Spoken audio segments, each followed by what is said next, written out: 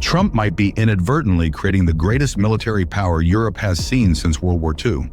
What began as a strategy to reduce American costs for the continent's security may have triggered a transformation Washington never imagined. Imagine a world where the United States is no longer the sole pillar of Western security, where Europe, for decades accustomed to depending on American military power, now finds itself forced to rebuild as an independent force. And all this because Trump decided to tighten the screws, demanding that his allies pay the full price for their own defense. But has this decision created a strengthened ally, or a monster that might get out of American control in the future? In the corridors of power in Berlin, Paris, and Warsaw, this is not a theoretical question. With the growing risk from the East, fueled by Vladimir Putin's increasingly aggressive and unpredictable actions, the European continent finds itself forced to act, and not just as a supporting arm of NATO, but as an independent, self-sufficient, and increasingly armed military bloc. What began as a simple strategic readjustment by the United States may be on the verge of changing the balance of power in the Western world forever. Stay until the end, because the answers to these questions may completely change the way you see the future of global geopolitics. Since his return to the White House, Donald Trump has made it clear that the United States will no longer bear the burden of European security alone. If before American military support was guaranteed, now Trump adopts a brutally pragmatic stance. Either the allies increase their defense investments, or they will fend for themselves. If at first this strategy seemed merely a way for Washington to save billions of dollars, it soon became clear that the consequences would be much deeper. The European reaction was immediate. Governments across the continent switched into emergency mode, doubling their military budgets, reactivating arms factories, and forming alliances that once seemed unthinkable. Germany, long reluctant to expand its military power, announced an unprecedented modernization plan, 100 billion euros to equip its armed forces with the most advanced military technology available. A country that for decades avoided getting involved in conflicts is now preparing for a scenario in which it will have to act without the protective shadow of the United States. France, historically more inclined to act independently, accelerated the development of new state-of-the-art fighter jets, expanded its nuclear capacity, and is heavily investing in the production of combat drones and hypersonic missiles. Macron has a clear objective to ensure that France becomes the central axis of European security. And then there is Poland, the country on the front line against an increasingly aggressive Russia. Warsaw is arming its army like never before, doubling the number of troops and acquiring state-of-the-art defense systems to protect itself from any unexpected move by Putin. But this European arms race is not only a response to American pressure. Above all, it is a reaction to the continent's greatest fear, the Russian threat.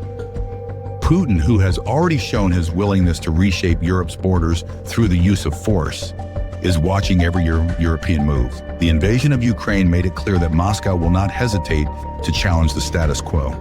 And now, without the certainty of immediate American military support, Europeans know they must be ready to face this threat on their own. And then something that once seemed impossible is beginning to be discussed seriously: the creation of a European army independent of NATO. This is not just a historic turning point. For the first time, European leaders see the real possibility of their own military structure without the need for American command. If in the past this idea was seen as a fantasy, it has now become a matter of survival. Europe does not only want to increase its military spending, it wants to produce its own weapons, strengthen its defense industry, and build an autonomous military bloc that can act without relying on the White House. And this is causing panic in Washington. For American strategists, this movement represents an unprecedented strategic risk. If Europe becomes self-sufficient in defense, the United States will lose one of its greatest instruments of global influence. This risk becomes even more evident when European countries begin to expand their alliances beyond the American sphere.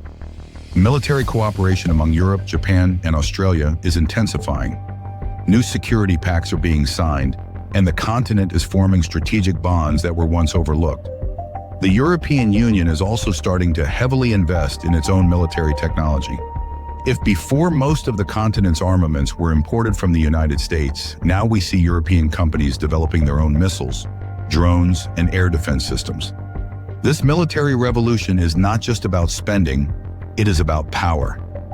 If the United States is no longer the gravitational center of European security, then the West might be entering a new era, a silent Cold War in which Washington and Brussels compete for global influence. But this brings us to the most important question of all.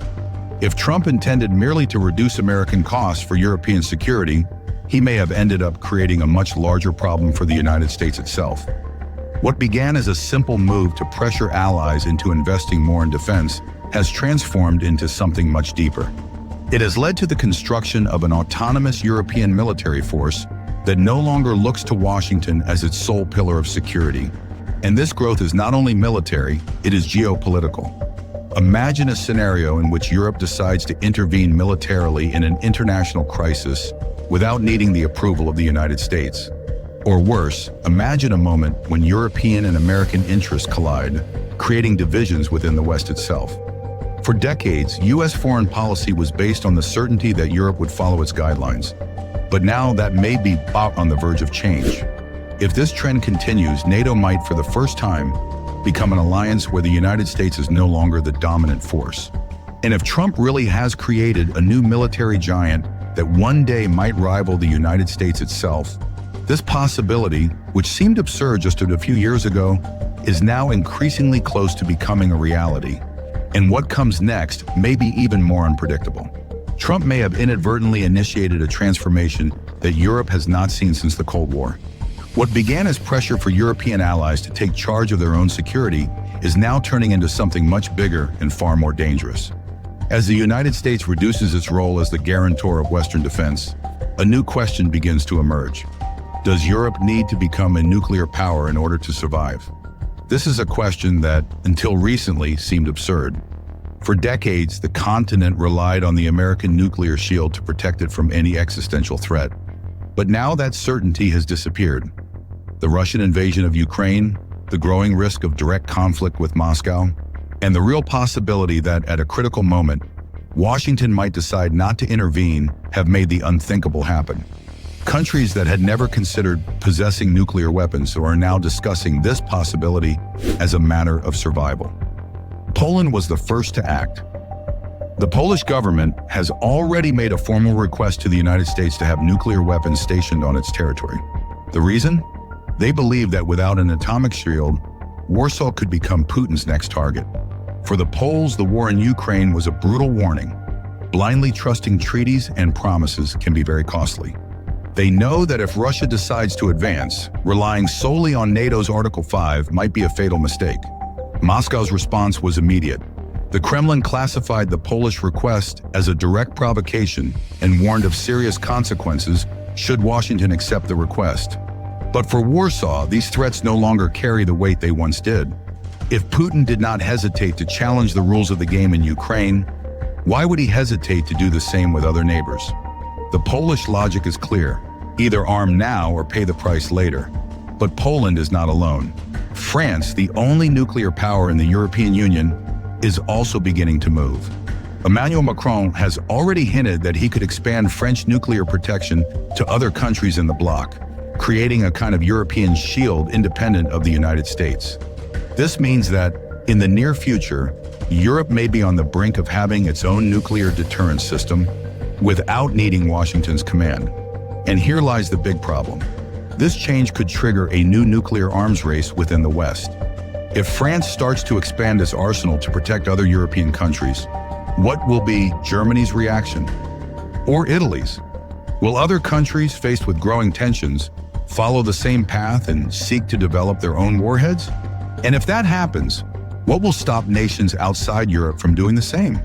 The last time the world saw a movement like this was during the Cold War, when the fear of nuclear war led several powers to build ever larger arsenals.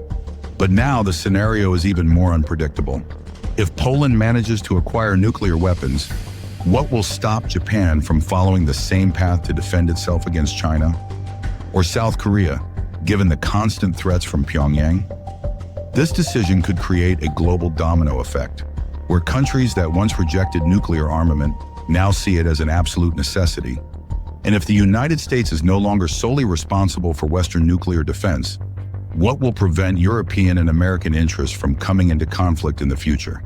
For decades, U.S. foreign policy was built on one essential pillar: that Europe would always follow its leadership. But now that reality may be on the verge of crumbling. What if, in the future, Washington and Brussels find themselves on opposite sides of a global crisis? What if Europe decides to act on its own in a war that does not interest the United States? Or worse, what if the United States decides to intervene in a conflict and Europe, now independent, refuses to support it? That could mean the dissolution of American influence over the continent.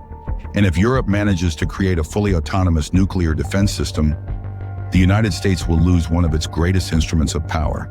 This is not a distant issue, because behind the scenes, this transformation has already begun.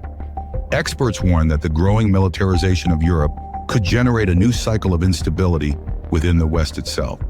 The balance of power among allies could become more fragile, and if there is any crack in NATO's unity, Russia and even China will be ready to exploit that division. If Trump intended only to reduce American costs for European security, he may have ended up creating a much larger problem for the United States itself. The question now is not if Europe will become an independent military power, but when. When that happens, the world will be ready to deal with the consequences. This new reality could either strengthen the West or divide it irreparably. One thing is certain: any mistake could have a cost too high to reverse.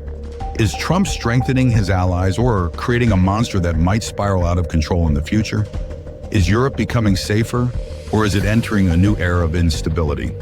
We want to hear your opinion in the comments.